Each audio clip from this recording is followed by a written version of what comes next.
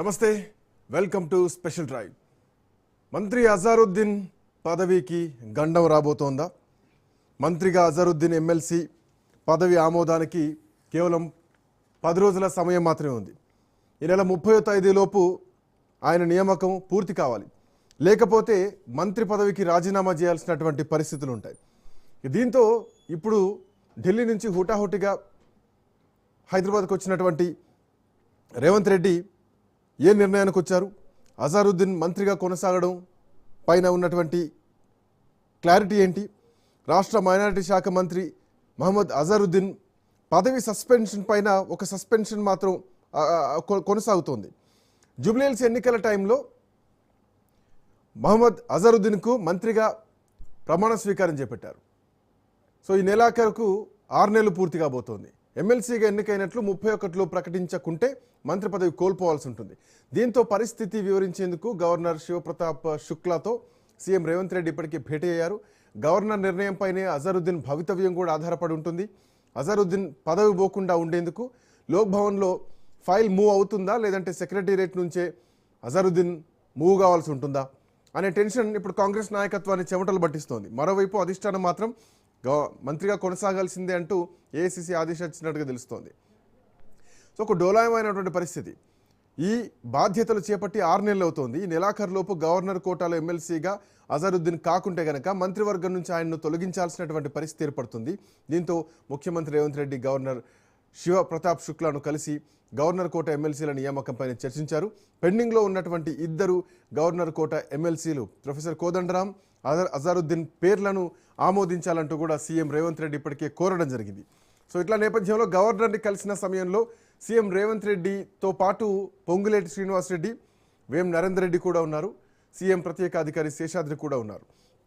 అయితే వాస్తవానికి రాజ్యాంగంలోని ఆర్టికల్ 164 క్లాజ్ 4 ప్రకారం ఒక వ్యక్తి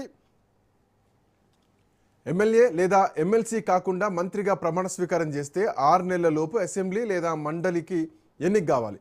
అత్యవసర పరిస్థితుల్లో లేదంటే పరిపాలనా సౌలభ్యం కోసం అనుభవజ్ఞాలను ప్రభుత్వంలోకి తీసుకోవడానికి ఇదొక వెసులుబాటుగా కల్పించబడ్డది as per constitution of India. చట్టసభ సభ్యుడు కాని అజారుద్దీన్ 2025 అక్టోబర్ 31న మంత్రిగా ప్రమాణ స్వీకారం చేశారు. అంటే అజారుద్దీన్ 6 నెలల గడువు ఈ నెల 30తో ముగియబోతోంది.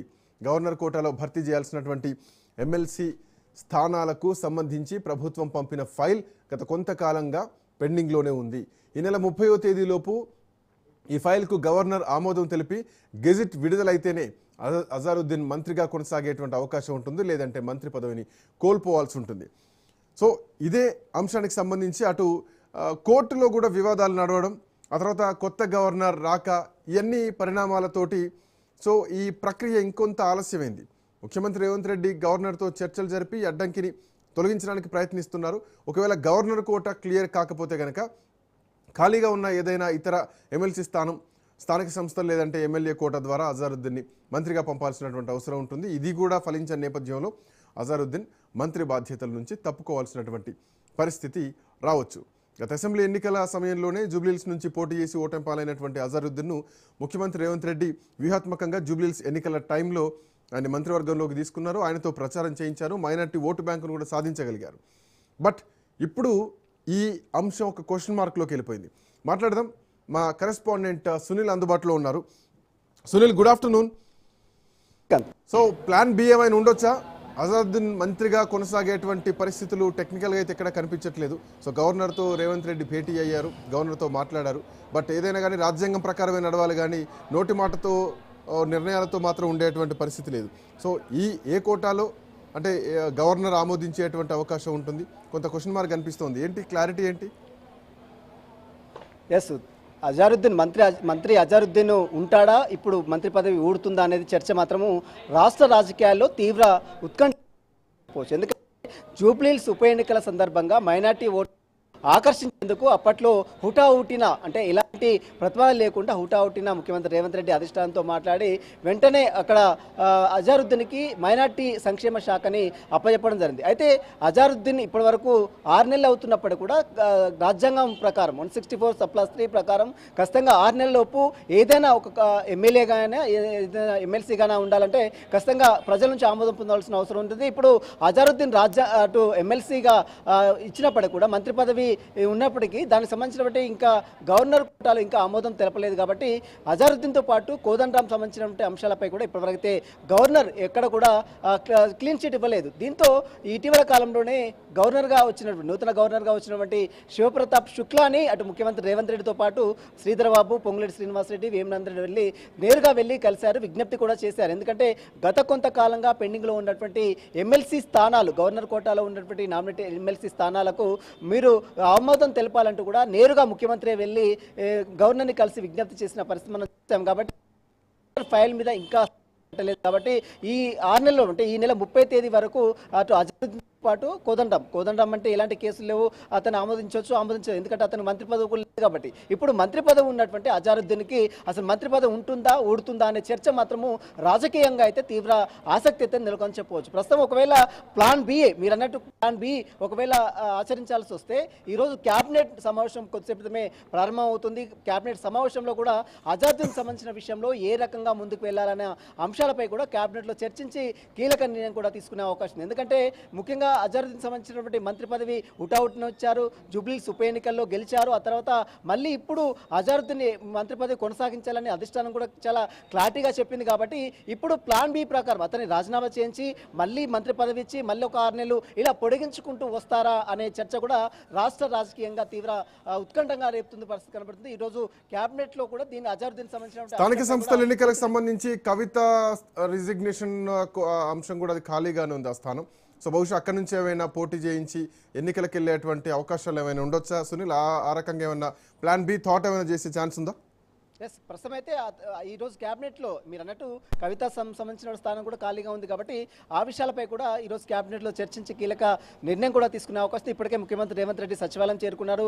ముఖ్యమంత్రి రేవంత్ రెడ్డి అధ్యక్షతన మరి కాసేపులోనే తెలంగాణ సచివాలయం వేదికగా రాష్ట్ర క్యాబినెట్ సమావేశం ఉంది. కాబట్టి ఇందులో ప్రధానమైనటువంటి సమస్యల్లో అజారుద్దీన్ సమస్య కూడా చాలా ప్రాధాన్యత సంతరించింది. కాబట్టి ఈ అంశంపై ఏ రకంగా ముందుకు వెళ్ళాలి, ప్లాన్ బి ప్రకారం మీరు అన్నట్టు కవిత సంబంధించిన స్థానంలో మళ్ళీ అజారుద్దీన్ పేరుని తీసుకొచ్చి ఎమ్మెల్సీగా నామినేట్ చేసే ప్రక్రియ చేపట్టాలా, లేదా మళ్ళీ గవర్నర్ని ఆమోదించే విధంగా చర్యలు ఏమైనా తీసుకోవాలా? ఎందుకంటే ఇప్పటికే జూబ్లీహిల్స్ ఉప ఎన్నికల సందర్భంగా అజారుద్దీన్ మంత్రి పదవి ఇచ్చాం, ఇప్పుడు ఉప ఎన్నికల్లో గెలిచాం, ఆ తర్వాత మళ్ళీ మంత్రి పదవి తీసేస్తే అటు ప్రధాన ప్రతిపక్షంగా ఉన్నటువంటి బీఆర్ఎస్ నుంచి కూడా పెద్ద ఎత్తున ఎదుర్కోవాల్సి వస్తుంది, మాటల దాడి ఎదుర్కోవాల్సి వస్తున్న పరిస్థితి మాత్రం కనబడుతుంది. కాబట్టి అలాంటి తావు లేకుండా ఉండేందుకు ముఖ్యమంత్రి రేవంత్ రెడ్డి ఈసారి ఎలాగైనా అజారుద్దీన్ మంత్రికి సంబంధించినటువంటి నామినేట్ పదవి సంబంధించిన గవర్నర్ కి ఆమోదం తెలిపే విధంగా దీంట్లో గవర్నర్ నుంచి ఇప్పటి వరకు ఎట్లాంటి రియాక్షన్ రాలేదు సునీల్. ఎందుకంటే గతంలో హెచ్సి అధ్యక్షుడిగా ఉన్నప్పుడు కూడా ఆయన పైన కొన్ని వివాదాలు రావడం జరిగింది, కొన్ని అవకతవకలు అన్నటువంటి ఉద్దేశంతో ఏసీబీ కూడా అప్పుడు కేసు నమోదు చేసింది.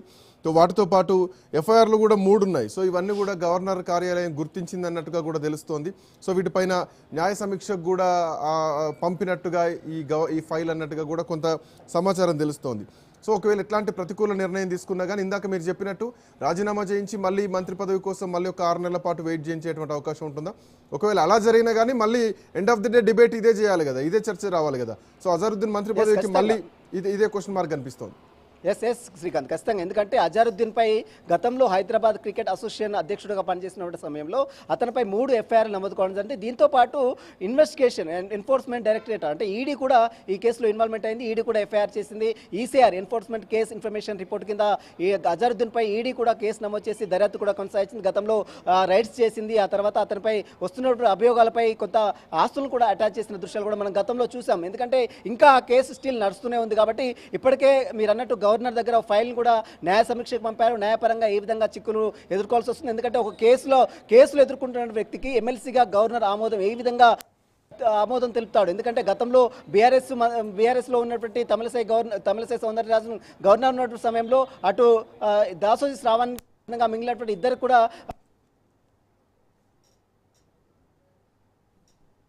కి ఏ రకంగా ఎమ్మెల్సీగా గవర్నర్ కోటాలో ఎమ్మెల్సీ నామినేట్ చేస్తారనే ప్రశ్న కూడా Right, ఉత్పన్నమవుతుంది. Sunil. న్యాయ సమీక్షకు ఎదుర్కొన్న న్యాయ సమీక్ష కూడా సలహాలు తీసుకుంటారు. ఒకవేళ ముందుగా Right. న్యాయ సమస్య దిక్కులు చెట్లు ఎదురైతే ఏ విధంగా Let's see. ముందుకెళ్లాలని క్యాబినెట్ లో డెసిషన్ కూడా తీసుకునే అవకాశం ఉంది. Thank you Sunil, thanks for joining. Right, ఇదే అంశం పైన మాట్లాడదాం. మంత్రిగా అజారుద్దీన్ పదవి ఉంటుందా, లేదంటే ఉప ఎన్నిక రావాల్సిందేనా, సీటు ఖాళీ అవ్వాల్సిందేనా, ఎన్నికలకు వెళ్లాల్సిందేనా, లేదంటే మళ్ళీ ఇదే ఎపిసోడ్ని తిరిగి రిపీట్ చేసేటువంటి అవకాశం ఉంటుందా? ఏదేమైనా కానీ అజరుద్దీన్ సంబంధించినటువంటి ఒక అంశం మాత్రం ఈరోజు కేబినెట్లో చర్చించబోతున్నట్టుగా తెలుస్తోంది.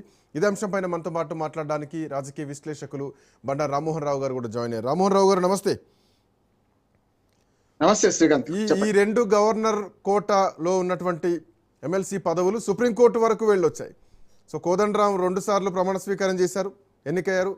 ఆ తర్వాత అమీర్ అలీ ఖాన్ స్థానంలో జూబ్లీహిల్స్ ఎన్నికల టైంలో అజరుద్దీన్ తీసుకున్నారు. 6 నెలలలోపు ఈయన సభ్యుడిగా ఎన్నికవ్వాలి. బట్ గవర్నర్ నుంచి మాత్రం ఎన్నికయ్యేటువంటి సిచ్యువేషన్ కనిపించట్లేదు. ఎందుకంటే గవర్నర్ రాజ్యాంగబద్ధంగా ఉండేటువంటి పదవి కాబట్టి. సో చెప్పుడు మాటలకా లేదంటే రెఫరెన్స్లకా యాక్సెప్ట్ చేసేటువంటి పరిస్థితులు, ఎందుకంటే అక్కడ బీజేపీ, ఇక్కడ కాంగ్రెస్. సో ఇప్పుడున్నటువంటి పరిస్థితుల్లో what next, what the plan B of Revanth Reddy?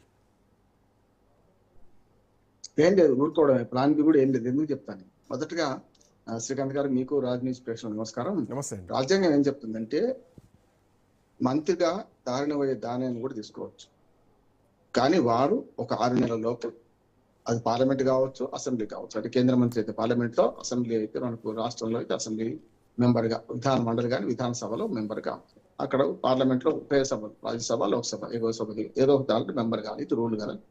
నేను నా మంత్రి పదవులు తీసుకోవడానికి ఏదో చెప్పాను, దానాన్ని కూడా తీసుకోవచ్చు, టైంకి వచ్చి ప్రధానమంత్రి కూడా చేయొచ్చు. మనం చూసాం కదా, రాజీవ్ గాంధీ చనిపోగానే మనకు పివి నరసింహారావు గారు అట్లాగే వచ్చారు. ఏ సభలో సభ్యుడు కాదయ్యారు. పివి నరసింహారావు ప్రధానమంత్రి అయ్యే సాక్షాత్గా ఉదాహరణ చెప్పాను. కనుక ఏంటంటే అయిన తర్వాత 6 నెలల్లోపు చేయాలి కదా. నేను ఆనాడే చెప్పాను, కోదండరాంని అట్లాగే అజరుద్దీన్ ఇద్దరి బక్రాలు చేయబోతుంది ప్రభుత్వం, బక్రాలు చేసింది అంటూ. ఇలా 2 సార్లు ప్రమాణ స్వీకారం చేసిన కోదండరాం పరిస్థితి అదే. ఇప్పుడు వాళ్ళని గవర్నర్ కోటాలో ఎందుకు పెడదాం అనుకున్నారు? వేరే కోటా ఉన్నప్పుడు గవర్నర్, ఇప్పుడు నేను అజరుద్దీన్ వేరుగా చూస్తాను. కోదండరాంను బక్రా చేయడం కాకపోతే 2 సార్లు నియామకమైనప్పుడు గవర్నర్ కోటాలో పెట్టే ప్రయత్నం చేసిండు. ఆయన గవర్నర్ కోటాకు పూర్తిగా అనర్హుడు అంటున్నాను. కోదండరాం అనర్హుడు ఈ మాట అంటున్నాను. ఎందుకంటే ఆయన ఇప్పటికి కూడా టీజేఎస్ పార్టీ అధ్యక్షుడు, పార్టీకి అధ్యక్షుడు ఉన్నాడు కదా. ఒకనాడు అంటే నిజంగా క్రియాశీల రాజకీయాల్లో ఉన్న వాళ్ళకి ఇవ్వడానికి వీలు లేదు. ఆయన జెండా ఎత్తుతున్నాడు. ప్రతి 15 ఆగస్టు 26 జనవరికి ప్రభుత్వంలో భాగస్వామ్యంగా ఉన్న ఏదో రకంగా ప్రభుత్వాన్ని మద్దతు చేస్తున్నాడు. అదే అన్అఫిషియల్ అనుకోండి. మొత్తం మీద మాత్రం మీకు అయితే టీజేఎస్ అధ్యక్షుడిగా ఇప్పటికి ఆయనే ఉన్నాడు కదా, వ్యవస్థాపక అధ్యక్షుడు, ఇప్పుడు కూడా అధ్యక్షుడు ఆయనే కదా. నేనేమంటున్నాను, ఆనాడు పుర్రా సత్యనారాయణ ఒక కార్మిక సంఘం లీడర్ గా ఉన్నారని తిరస్కరించింది. ఆయన రాజకీయాలు లేడు, అక్కడ కార్మిక సంఘం లీడర్ గా ఉన్నాడు. అట్లాగే దాసోత్ రేవణ్ కూడా రాజకీయాలను ఒప్పుకుందాం కొద్దిసేపటికి, 3 పార్టీలు మారిండి అప్పటికి, నేను కాదంటలేను. కానీ ఆయనకు ఉన్న అభ్యంతరం కోదండరాం గారికి ఎందుకు లేదంటున్నాను. కోదండరాంకు నియామకులు అదే అభ్యంతరం ఉండాలి కదా. ఆనాడు తమిళసై ఏమో అట్లా అభ్యంతరం పెడితే వాళ్ళిద్దరిని వాళ్ళు కోర్టుకు వెళ్ళారు కదా, అదే ఇప్పుడు సమస్య అంటున్నాను. అందుకని కోదండరాంను ఇవ్వదలుచుకోవాలి, పదవి ఇవ్వదలుచుకోవాలి. ఆయన పేరు తలుస్తున్నాడు అంటే గాలికి పోయే పేరు పెండి కృష్ణార్పణం అంటే పోతుంది, ఎగిరిపోయింది. అందుకనే అజరుద్దీన్ అని వెళ్ళిద్దని బక్రా చేసిండు.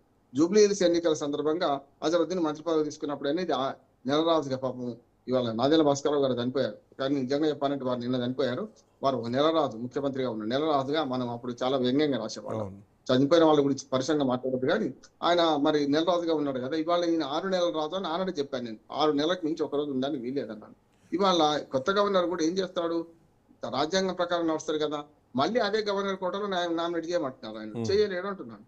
రెండోది ప్లాన్ కి వర్కౌట్ ఎందుకు కాదంటే, కవిత రాజీనామా చేసింది, స్థానిక ప్రభుత్వాల ఎమ్మెల్సీగా రాజీనామా చేసింది కదా. స్థానిక ప్రభుత్వాల ఎన్నికల్లో కేవలం పంచాయతీ ఎన్నికలు జరిగినాయి. పంచాయతీ మెంబర్లకు కానీ సర్పంచ్లకు కానీ దీనిలో ఓటు హక్కు లేదు. కౌన్సిలర్లకు కార్పొరేషన్ సంబంధించినటువంటి మెంబర్లకు ఉంటుంది కదా సార్. అదే సో ఆ రకంగా అయితే అవకాశం ఉంటుంది కదా.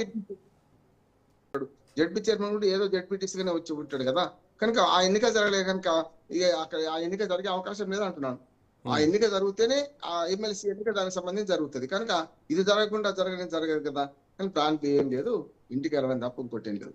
రెండోది, నేను ఒక అడ్వకేట్ చెప్తున్నాను, గతంలో ఇటువంటి సంఘటన జరిగినప్పుడు సమీప భవిష్యత్తులో ఎమ్మెల్సీ ఎన్నికలు లేనప్పుడు గవర్నర్ గారి నిర్ణయం తీసుకోవాలి. ఎట్లా 6 నెలల లోపల వీళ్ళు ఎన్నిక చేద్దాం అనుకుంటున్నారు అనే మాట అనాలి కదా.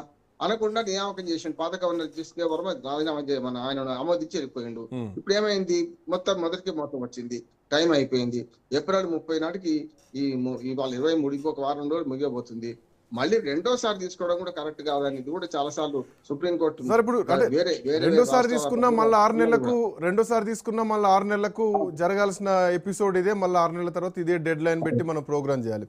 బట్ ఇప్పుడున్నటువంటి పరిస్థితుల్లో అజరుద్దీన్ విషయం తీసుకుంటే గతంలో ఉత్తరప్రదేశ్ నుంచి మొరాదాబాద్ నుంచి ఎంపీగా ఆయన పనిచేశారు. ఆ తర్వాత రాజస్థాన్లో కూడా ఎంపీగా పోటీ చేసి ఓడిపోయినటువంటి పరిస్థితి. ఆ తర్వాత తెలంగాణ రాజకీయాల్లోకి వచ్చారు. ఇక్కడ హెచ్సిఏలో ఆయన పైన వివాదాలు ఉన్నాయి, ఎఫ్ఐఆర్లు ఉన్నాయి, ఏసీబీ కేసులు ఉన్నాయి. ఇప్పుడు గవర్నర్ కోటాలో ఆయన ఎమ్మెల్సీగా నామినేట్ అయ్యారు, అంటే సభ్యుడిగా కావాల్సినటువంటి అవసరం ఉంది ఇప్పుడు చట్టసభల్లోకి. ఇన్ని కారణాలతోటి ఆయన ఏ కారణం అంటే ఏ బేస్ మీద గవర్నర్ యాక్సెప్ట్ చేస్తారనేటువంటి నమ్మకం ఉంది? రేవంత్ రెడ్డికి ఉన్నటువంటి ధీమా ఏంటి? గవర్నర్ కలిసి ఏ రకమైన సిఫార్సు చేసేటువంటి అవకాశాలు ఉన్నాయి? ఏ బేస్ మీద యాక్సెప్ట్ చేయడానికి వీలైతే లేదు. యాక్చువల్గా జిష్ణుదేవ్ వర్మని ఆ రోజే తప్పు చేసినాను. ఎన్నికలు జరుగుతున్న సందర్భంలో రాజకీయంగా అందరికీ తెలిసి ముస్లిమే మన ముస్లిం అంటే కాంగ్రెస్ అంటే ముస్లిం అని దుర్మార్గమైన మాటలు మాట్లాడిన ఆ ప్రభుత్వం పట్ల ఆయన నామినేట్ చేయడమే తప్పంటున్నాడు. అదే అభ్యంతరము ఇప్పుడు మన పూర్వ సత్యనారాయణకు, దాసో శ్రీరమణికి ఏ అభ్యంతరం ఉంది? అదే అభ్యంతరం కంటే ఎక్కువ ఉంది కదా కోదండరామ్ గారి మీద. మరి ఎందుకు చేశారు? ఉన్న కేసులు ఉన్నాయి అజరుద్దీన్ మీద, అజరుద్దీన్ గారి మీద ఎస్టీ కేసులు ఉన్నాయి. మాజీ క్రికెటర్ కావచ్చు, మాజీ క్రికెటర్ గా భారతదేశానికి ప్రతినిధి వహించిన నాయకుడిగా ఇవ్వమంటున్నాను. అది ఒక ఓన్లీ ఆటగాడుకుంటే ఏం కాదంటున్నాను.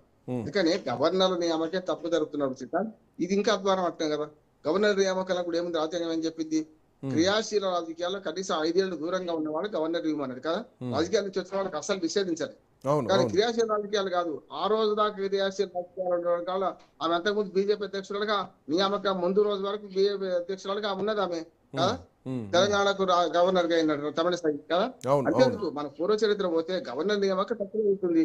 మనకు హైదరాబాద్ స్టేట్ ను విడగొట్టి అప్పుడు ఆంధ్రప్రదేశ్ లో ఉమ్మడి ఆంధ్రప్రదేశ్ లో విశాలతలో కలిపినప్పుడు 1956 నవంబర్ 1 నాటికి మనకు ఆనాడు ఉన్న బూరుగుల రామకృష్ణరావు గారు ముఖ్యమంత్రిగా ఉండేవారు.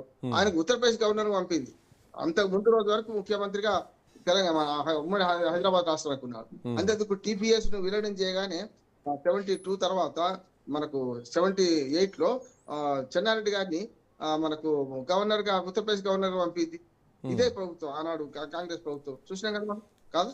అట్లా రామ్ లాల్ లాంటి వాళ్ళని చాలా మంది రాజకీయంగా ఉన్న వాళ్ళందరినీ ఇప్పుడు కూడా బీజేపీ చేసిన పని అదే. ఖాళీలు చూసుకున్నా గానీ ఇప్పట్లో కనుచూపు మేరలో ఏవి కూడా ఖాళీ అయ్యేటువంటి పరిస్థితి అయితే దగ్గరలో లేవు. ఎవరితో అయినా రాజీనామా చేయించాలి, లేదంటే ఎమ్మెల్యే కోటాలో ఉన్నటువంటి ఎమ్మెల్సీలు రాజీనామా చేస్తే తప్ప అజరుద్దీన్కి పెద్దగా ఇక్కడ స్కోప్ ఉండేటువంటి అవకాశాలు లేవు. బట్ అట్లాంటి జోరంలో ఏమైనా ప్రభుత్వం ఆలోచించే అవకాశం ఉందా సీఎం? అందుకనే ఇప్పుడు గ్యాప్ ఇస్తారు వాళ్ళకైతే టైం పనికొచ్చింది. జూబ్లీహిల్స్ ఎన్నికల్లో ముస్లిం ఓట్లను కీలకంగా భావించి నిర్ణయం తీసుకున్నారు. ఇప్పుడు కీలకతం దుకాణం బంద్, ఇంకేమున్నది? ఓడ వెళ్ళిపోయింది. ఓడ దాటాక బోడమల్లే అవుతాడు కదా. అందుకని సమస్య లేదు. ఇప్పుడైతే కనుసొప్పని లేరు, బక్రా అయిపోయింది. ఆనాడే అన్నాను కోదండరామ్ అజరుద్దీన్ ఇద్దరు బక్రాలుగా మారుతాను. పాప ఆయన ఏం చేసినాడు? సిఆర్ఏం తప్పు చేసినట్టు మరి ఈయన కోసం ఆయన బలిచ్చినట్టే కదా. మొదలు పేర్లు పంపుతారు, ఓసారి రిజల్ట్ కాగానే మళ్ళీ ఒకసారి ఇవ్వరా? మరి అందుకని ఒకసారి అవకాశం ఇచ్చినప్పుడు రిజల్ట్, మరోసారి రిజల్ట్ కాకుండా చూసుకోవాలంటే పగటి మందికి ఆలోచించాల్సిందే కదా. లిప్ సింపతి వీళ్ళకి ఇస్తామన్నా ఇచ్చినాము, వాళ్ళకి కాలేదు, సాధ్యం కాలేదు, ఏం చేస్తామని చెప్తారు. అంతకని ఏం లేదు. ఆ సీటు గవర్నర్ కోటా ఇవ్వడం, ఆ కోటా ఎన్నుకోవడం తప్పు అంటున్నాడు. ఇవ్వదలుచుకుంటే మనసుంటే మార్గం ఉంటుంది కదా. అద్దెకి దయాకర్ గారికి పొందిచ్చారు, మరి అట్లా ఇవ్వచ్చు కదా. కానీ ఎందుకు ఇవ్వలేదు? ఏమంటే ఇవ్వదలుచుకున్నా అద్దెకి దయాకర్ వద్దని నేను అంటలేను, కానీ ఆయనకి ఇచ్చింది కదా. అదే ప్రకారం వీళ్ళకి ఇవ్వచ్చు కదా. వేరే కోట తీయవచ్చు కదా అంటున్నాను. అంటే వేరే కోట ఏం లేదు. కావాలని ప్రజలను మప్పి పెట్టడానికి, ముఖ్యంగా నాయకుడు ప్రసన్నం చేసుకోవడానికి ఇచ్చిన వెసులుబాటు తప్ప ఏం లేదు. ఇది అచ్చంగా 6 నెలల మంత్రిగా ఉంటానని పోయిండు. సుప్రీంకోర్టు గైడ్ లైన్స్ ప్రకారం కూడా వెంటనే మళ్ళీ రెండోసారి ఒక మంత్రిగా చట్టసభలకు ఎన్నిక కానీ నామినేట్ కానీ కాలేకపోయిన వాళ్ళను వెంటనే నియామకం కూడా చెల్లది కాదు చెప్పని గతంలో చాలా కోర్టులు తీర్పులు ఇచ్చినవి ఉన్నాయి. బట్ ఇది మళ్ళీ లీగల్ ఇష్యూస్ లీగల్ అంశంలోకి వెళ్ళేటువంటి అవకాశం ఉందా సార్? ఎందుకంటే మళ్ళీ మంత్రిగా ప్రమాణం చేసేటువంటి ఛాన్స్ ఉందన్నటువంటి చర్చ కూడా అటు పార్టీలో నడుస్తుంది. But as per supreme court guide lines అట్లాంటి అవకాశం లేదని చెప్పేసి మీరు అంటున్నారు. బట్ ఒకవేళ అదే కనుక ప్రమాణ స్వీకారం జరిగితే మళ్ళీ కోర్టుకు వెళ్ళేటువంటి అవకాశం ఉంటుందా? సో అజరుద్దీన్ మంత్రి పదవికి ఇక పూర్తి స్థాయి గండం ఏర్పడ్డేటేనా? ఖచ్చితంగా గండం ఏర్పడుతుంది. సమస్య లేదు, ఇంటికి పోవాల్సిందే.